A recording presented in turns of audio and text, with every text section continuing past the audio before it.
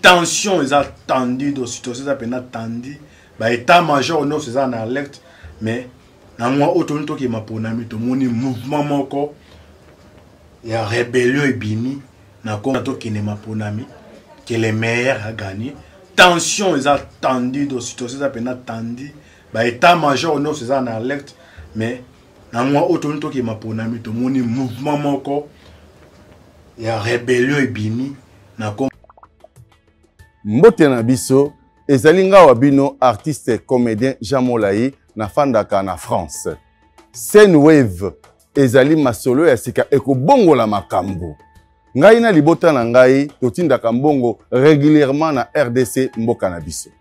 Avec Senwave nakoki kotindela bandeko na ngai mbongo kobanda na montant ya 1 euro et yango eza ko permettre biso awa na poto totindelaka bandeko mbongo ya mike na baposa na bango ya mike. Kitoko nakoki kosala yango ngai moko na ndako na ngai na telefone na ngai et puis nakobakisa eloko te na mbongo na kotinda. Na yango bo télécharger application ya Senwave et puis bo mona lolenge batindaka mbongo na pete nyonso sans kobakisa mbongo likolo na yango. Eh bien voilà, beaucoup de na papa na biso Jean Molayi a fait explication claire concernant Senwave. Donc désormais n'allez plus aux agences. Tina mbongo na yo mosolo na ba famille na baza na Kinshasa, oza na Asie, oza na Amérique, oza na Europe. Tina mbongo na Senwave.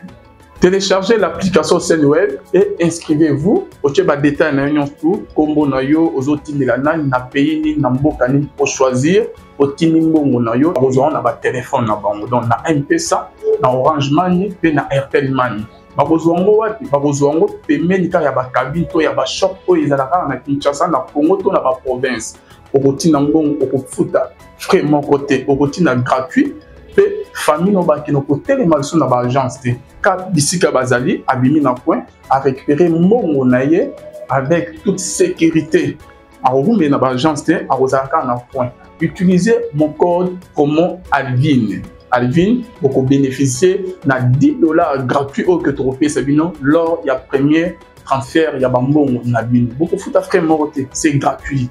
Lola, les fouta avec Senwave. Agence Aboye, tu croyez des sous-swapi. Solution, Yabana Congo. Solution, Yabana Congo. Senwave, Lola, les fouta.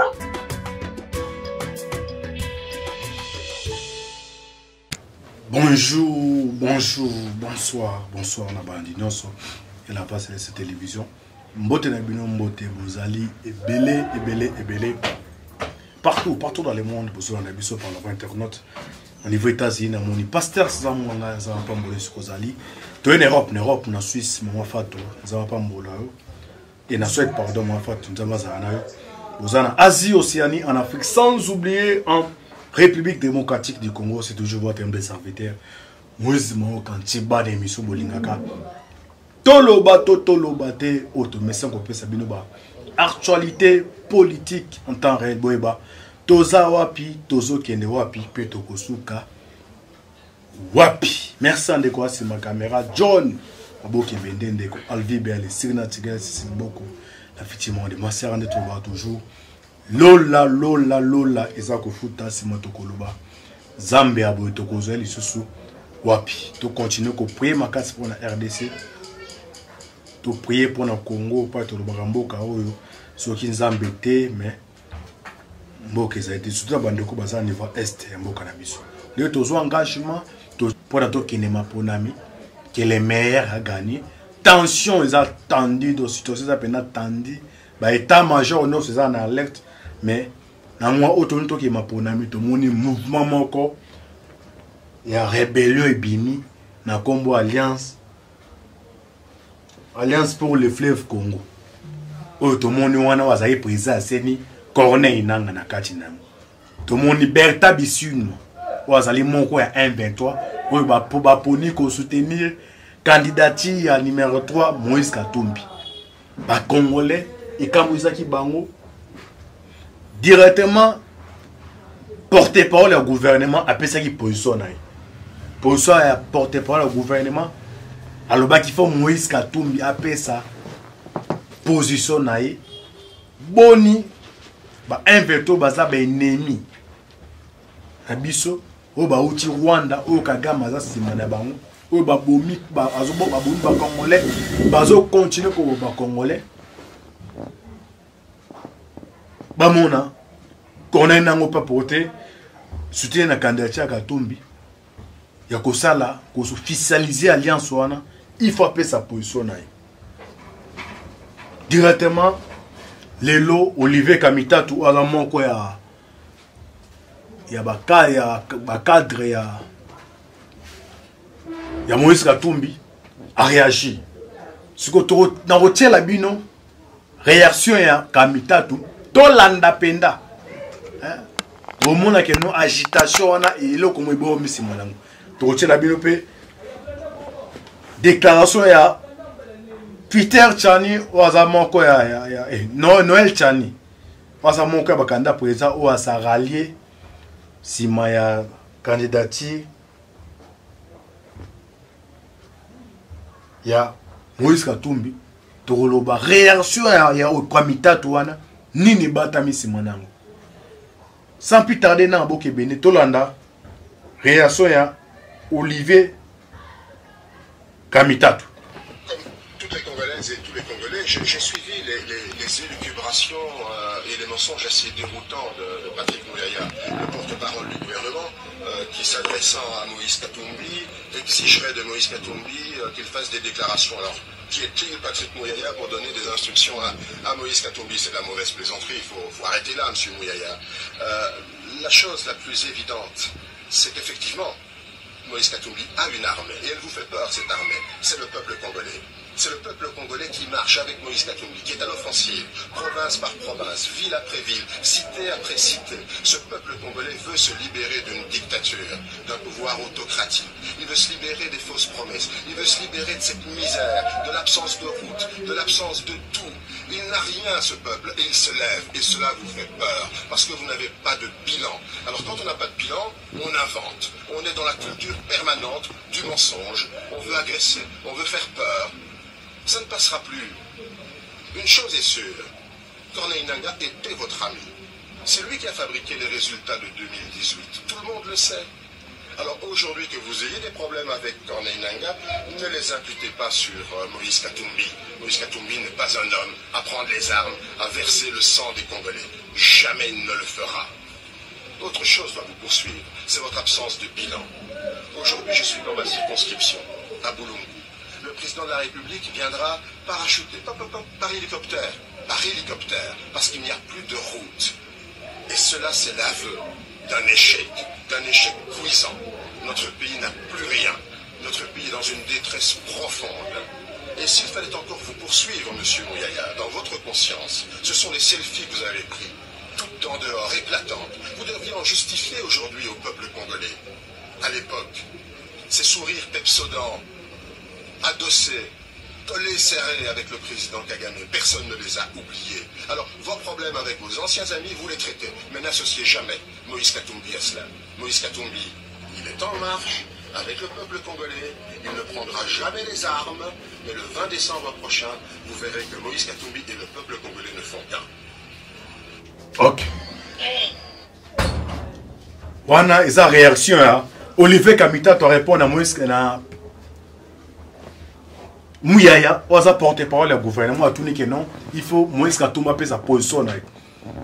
La campagne bandit, Berthe Bissi, moi, Oazali, porté parole, Oazamon, quoi, responsable à M23, à l'objet que non, Bango M23, Bako soutenir candidature à Moïse Katumbi. Corneille Nangaa, Oazaki, président à Seni Nabisoa, les campagnes bandit, il y a que non, il y a candidat Moïse Nani Katumbi. Conseiller à Katumbi. Salomon Escadel, l'air bakangi na kacha téléphone nae, bakuti ba conversation oyo bemba lo même que non, basolaga presque chaque jour na batu ya M23. M23 za nini za groupe terroriste. M23 za neza ba Rwandais. O baye bazubo ba Congolais. Alors boni bino boyi boza ba Congolais. Bato bazubo ba Congolais, bino na bango relation e otuap. Yango wana sangi na Katumbi après sa position naïe. Position habite que non à coller Katumbi na M23. Non comme bon soutenir qui il faut appeler à Clexi. opinion. Habite que nous pays à Clexi, mais au monde awa, wana réaction ya Olivier Kamitatu. Directement après discours Antoche Labino, réaction ya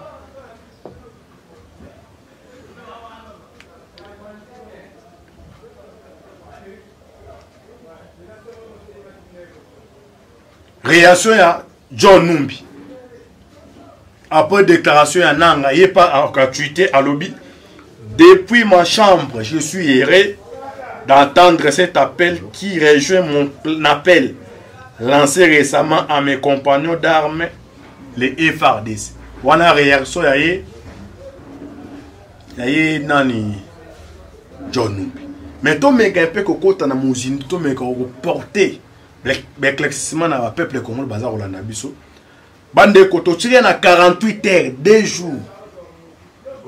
Pour to kende na irne. Voix oyo tous les Congolais bandima to kende nango. Mais et ça na coupe mon sous. Ba ko menacer voix ya rébellion. Rimer etambola ki awa ke non, cour constitutionnel azope sa position na e élection aux alater kadi masali boye yango skole tolo ba awa ba Congolais nyonso o ba Holanda biso les 20 votes ezali requête au gouvernement kotisaki na MONUSCO pour na kosenga ba avion ndenge nazo sa les missions awa boye ba déjà que non MONUSCO à prendre acte. Donc, quelques matériels, eux, ont traîné dans Kinshasa, dans 24 heures, dans 48 heures, l'avion, l'hélicoptère à MONUSCO, ils allaient au Zouango et qu'ils ont quitté la province, dans la ville, où ils ont une machine de comité. Donc, les mercredis prochains, à moins que, le qu'on empêche qu'ils arrivent à Jésus-Christ, à moins qu'il y ait soit à la Pokwalilo, bien à lobby, vous les bêtes, les mercredis prochains, tozo kena irne. Yo lingara moto songolo pakalate. Oza contre politique, na eza suma marofina te. Eza suma mario sote neto présenter on a katia irne. Mais directement tout monde mouvement rebelle bimi Kenya ne parrain na. Président Kenya aza siko utu se utu azali rwandais. Maman na ena papa na e les baki magisori génocide soit ya Rwanda soit ya nini yango na bate baba klongo na a soit ya 4 soit 5 ans les aya comme na niveau ya Kenya ba force ya EASO ba ya ki wano bakitaki chargé d'opération nango rwandais lelo oyo ba mwana ba bimisi manzaka nango do esa arbitre match zobeta par exemple Vita Imana arbitre na kati ya Varese alati arbitre qui habite alati Varese à Vita to koti pe boye ba mon arbitre les amoni siko que non alati Varese par exemple ya Vita amoni siko match yindi il par exemple Imana za ko menacer aluki ba penalty aussi matin mon arbitre alongoli Varese qui arbitre batala boye wazaki ne avec bien soit imali nemwe komi siko donc Kenya andimi ko valoriser rébellion aux coopération entre biso na bango il faut non to tchanga non na a stop ni ne motiver Kenya à parrainer rébellion aux zolingi créer siko ya ba politicien RDC au rébellion ça donc my ending après l'élection. Mais clairement faut ça les mawana et on tout ça Hollande l'amour de près des pères et des mères. Noël Tchani a se rallier derrière Tshisekedi. Pourquoi est-il on se rallier derrière Tshisekedi Tolanda Noël Tchani toujours continue Tolanda Noël Tchani. Je suis passé. Les compatriotes congolais trouvent que certaines de mes idées connaissent un début d'application et que la mise en œuvre la mise ensemble plutôt des énergies serait avantageuse pour la nation, l'union faisant la force. Ils insistent chaque fois sur la nécessité de créer une synergie autour des valeurs et d'une seule et même voie pour combattre l'ennemi qui Il n'attend qu'une petite opportunité pour réaliser son rêve de la balkanisation et du néocolonialisme. Au vu de ce qui précède, et conformément à notre souhait de voir la RDC dirigée par un Congolais de père, de mère et d'épouse, conscient de la nécessité d'unir nos forces pour travailler ensemble pour l'intérêt général du peuple congolais et pour dire non à l'insécurité montée de toutes pièces, au projet de la balkanisation porté par des pays étrangers, au pillage des ressources naturelles et à l'occupation aujourd'hui mise à nu par le soutien du Rwanda, de Paul Kagame, au M23 et d'autres groupes rebelles.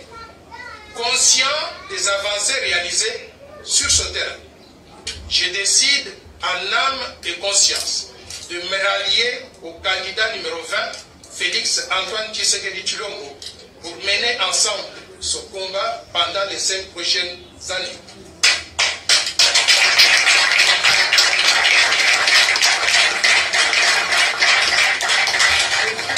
Je considère que le président en fonction et candidat à sa propre succession est le meilleur d'entre nous, au regard de l'expérience acquise pendant 5 années à la tête du pays et son héritage politique. Au regard des acquis de ces 5 dernières années, il est important de soutenir cet élan plutôt que de vouloir reprendre à zéro. Le chantier étant vaste, je reconnais que tout n'a pas été fait. Il y a eu certes quelques ratés, en particulier dans le domaine de la lutte contre les antivaleurs et la gestion de la monnaie nationale. Mais d'une façon générale, les efforts entrepris nécessitent d'être soutenus. Les 5 prochaines années permettront sans doute de rectifier les tirs et progresser là où les bases étaient déjà posées. En ce qui me concerne, je vais me concentrer sur ma candidature à la députation nationale à Lukunga, qui me donnerait l'occasion d'aller défendre à l'Assemblée nationale, aux côtés de l'honorable Zingi Boulou Servo Pichou, la loi Tchani de père, de mère et d'épouse jusqu'à sa promulgation. Ok. Moi, Bolandi, Noël Tchani, on a un candidat président de la République, qui s'est rallié derrière Félix Antoine Tshisekedi Tshilombo. Donc, le 20 décembre, le mercredi prochain, Mboule Beta te, Tozo Kende ko voter. Tozo Kende ko voter. Toeba, nani ako diriger mboka na biso lobby. Mais na ba dongo le miso, parce que vous en avez information. Zinga ya ba frontière na biso. Ennemi a croisé ma beau côté. À continuer à multiplier la stratégie pour toujours appliquer plan ya KO. Na kati ya plan KO wana ba information ni tozui. Ba carte électeur oyo ba kombo efasame c'est na lobi clairement que non. Moto non soit dans la carte d'électeur no ba kombo efasame. Au pas dans la carte de l'été, mais au bailli carte de l'été, mais à Sarolaki, ce que commune dans le centre de vote, il y a un bureau et qu'on traite Makambouana.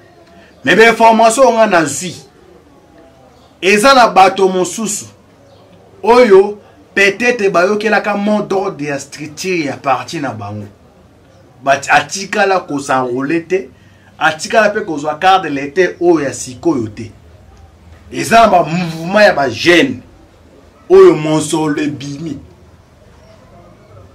O bit na bango ozala pona ko perturber procès le 3 le 23 na ba centre de vote.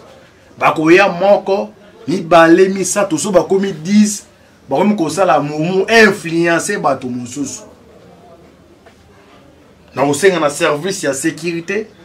Na kosenga na ministre intérieur biso la voix c'est tozana ba canon belo information et ya ke pa na biso tozana ba caméra cache tozana ba antenne belé oyo ba teli ba mbongo ba koya ngana so carte ah ils appellent na ba témoin mususu ka baza.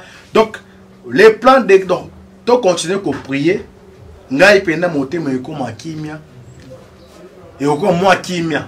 Comme moi qui après vote il y a les 20 des motés mais oko moi kimia parce que bon ça ba témoin na bon zinga te asarola ki a on est mina bobo mais bato wana batie ko sa rolete to bata bongo bite boza ko perturber ba pesi information a pesi bango il faut banda trouble avant to ba 11h ba empêcher même bato mususu oyo bazana carte oyo basarola ki ba passer na vote et ça parmi ba plan oyo ba information to zui biso to ya kana to le baté pour na to pesa bino les dessous des cartes oui bas nengi situation zali ko s'est passé et ça na garde corps moko ya Katumbi o abeta ki policier balancer les azana mandat d'arrêt bazo le kisai o azo ki policier abetier babenga ngoni John o abeta ka bena ki judoka mouvement ba policier wana esemaki na mwanda tinenga zo beta mouvement nyonso caméra cachée et marate senini et bimi nazo balancer les bino aw John sale fort soko ko zoomer ngo boy bolanda garde ko o akanga mesh ala so ejiloka aza parmi ba garde ko rapproché ya Katumbi o Katumbi le mutachindaki alobi kende o apekisa bato na ba sala makelele donc l'obus ce qui a suivi a commis qu'on dirige mboka et aux même denga na osala émission awa munga so ya ye so ki ozana ni ba ependa boy tika ko sala émission tika lo makambo wana do ba abando tia batu o ba tia kambo abenga ngoni kombe kimi o ba tia kambo fungola monoko na tika o chango ba congolais o ko tuzana kati ya démocratie caméra cachée John yo sala musala zo makasi ya ko zoomer penda au moins intégralité à vidéo tine aza ko beta policier comme ça to zonga pour en tout cas compris assez concerne ya mouvement ya Corneille Nangaa Toland John Zumé n'a pas ni beaucoup que ça passe sur mon temps policier donc garde du corps à Moïse Katumbi yé on a tout des ordres ah bon moni na image bon mon ndenga policier alandi policier abandi ataye wana kuna Katumbi azopesa meeting ye awa na sima ayaki po awa abanda ko interdire bato banda ko finga te wana Katumbi azopesa meeting ye abando ni ata policier bana mwanda bakomo réclamer la police yaki na ba arme te mo ba kangeza ki te bazalaki mutamakasi bana mwanda bamoni ke no bakotike po moto bandiko landa ye wana awa yakomo kima kwa zonga bisika meeting ezalaki bana mwanda na kanda wana bandiko lande na mabanga tipanga bandiko kima wana oto koisa policier abeti policier ozo mona vérité yango ebomba makate var yango elakisi var yango yo Katumbi akosa mutute ye muta créer des ordres na mwanda ye muta créer des ordres ce qui a créé des ordres OET mais les troubles wana salamité garde corps na yo ya tindaki aya ko pekisa bato baneko finga omoni bino moko ndenga petit policier akui donc vérité yango yo var yango ebimi donc vérité muso zalité donc muto yo aza recherché na la police congolaise il faut bakangaye donc vérité yango bino bozo komona wana akimi bozo mona ngona tena ralenti bozo mona ngo bien wana akimi sikoyo akomo zonga siko bisika meeting ezalaki donc bozo mona meeting ezakuna wana Katumbi azopesa meeting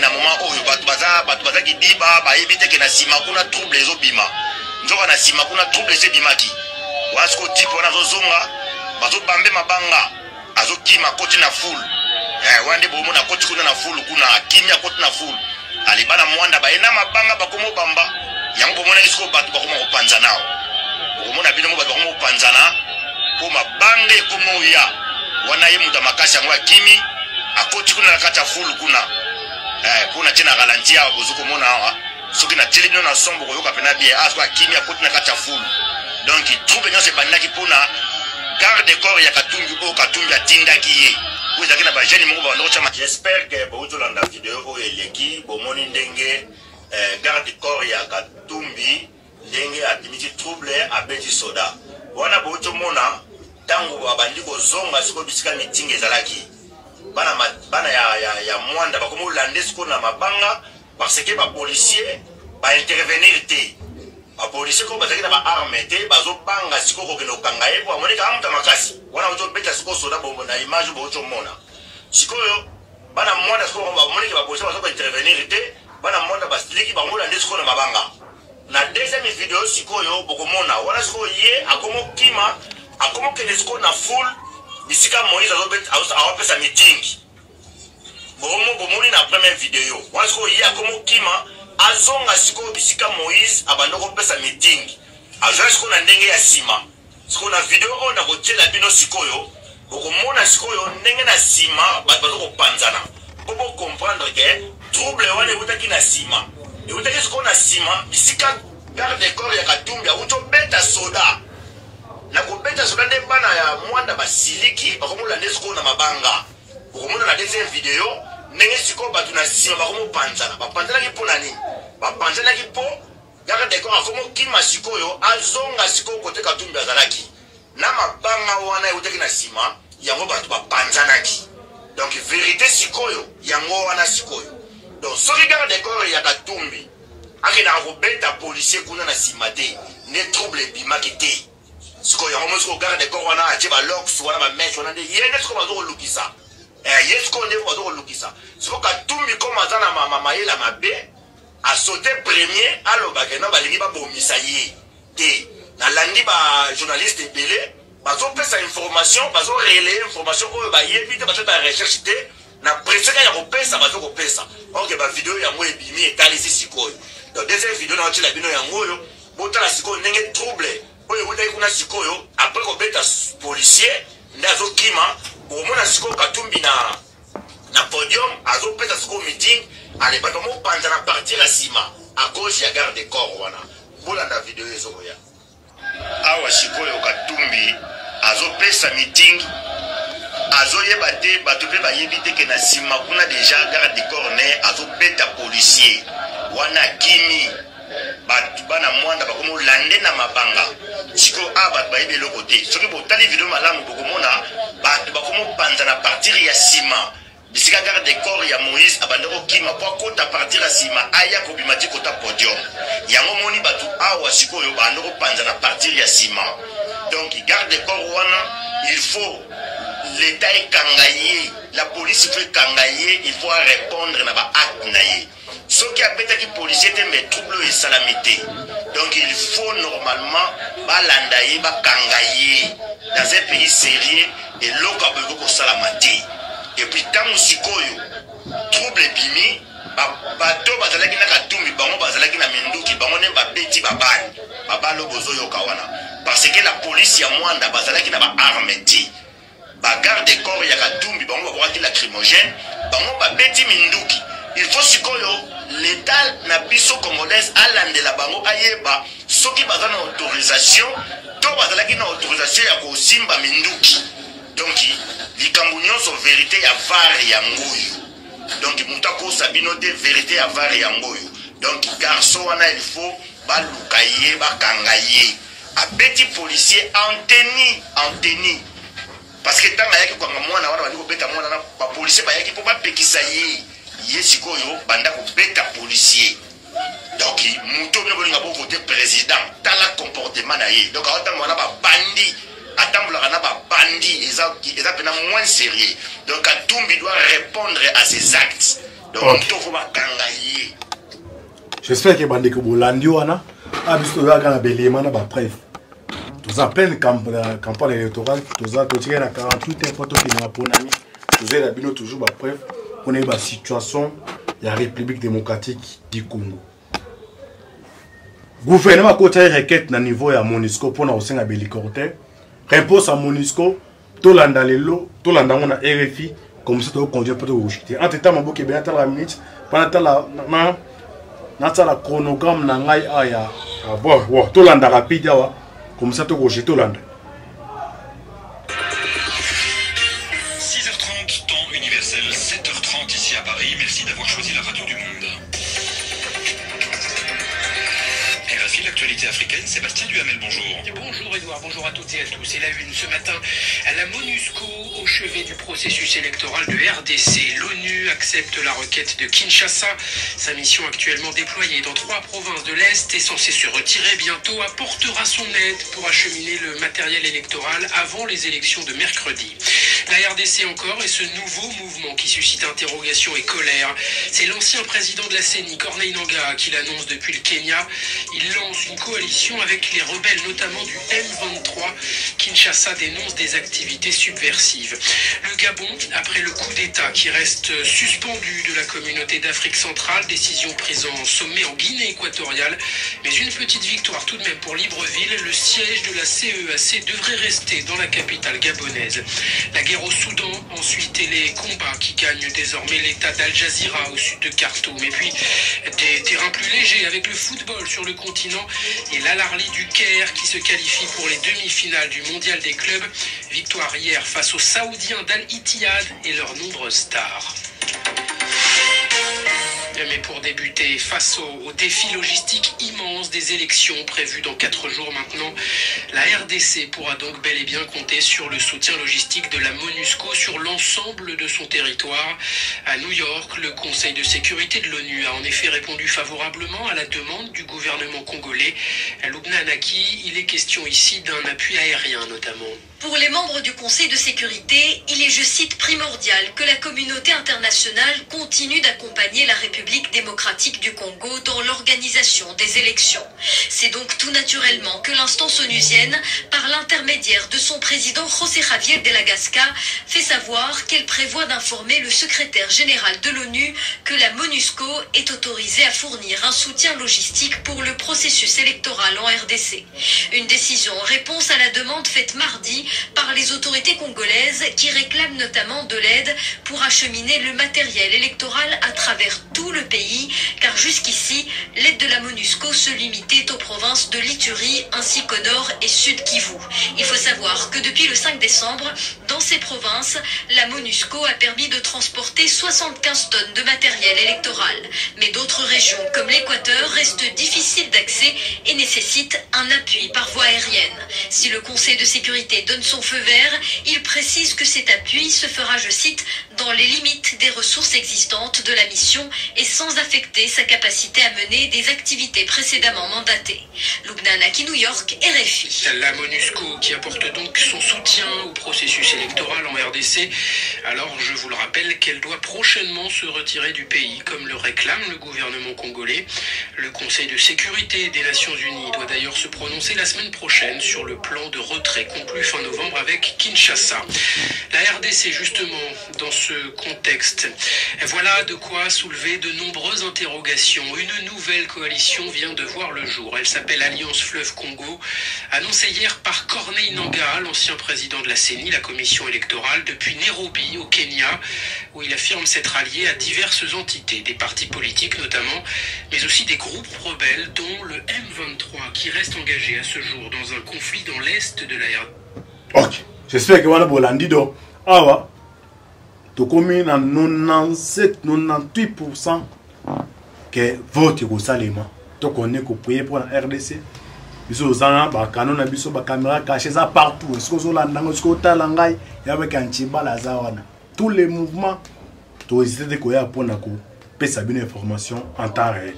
Et on a qui a beau s'abonner massivement au connais que pour na biso pour la RDC. Les 20 tous a devant destin à biso. Attendre la te banane te reporter. Voir la bus et pas naï. Ça en prend bon abino affaire à suivre. Ciao.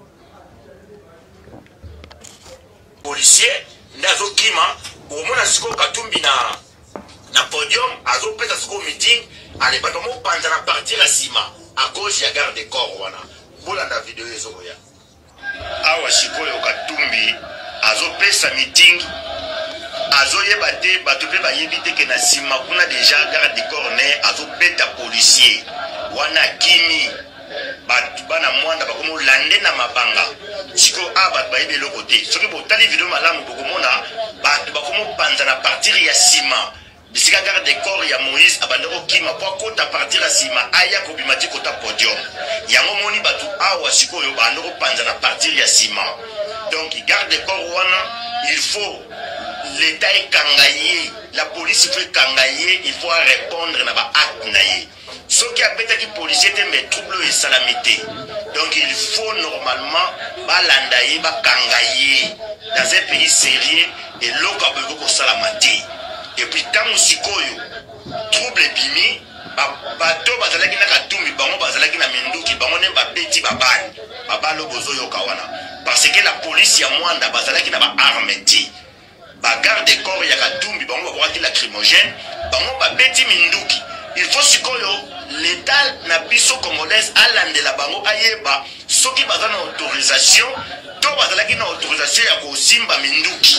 Donc likambo nyonso vérité ya vare ya ngoyo. Donc mutako sabino de vérité ya vare ya ngoyo.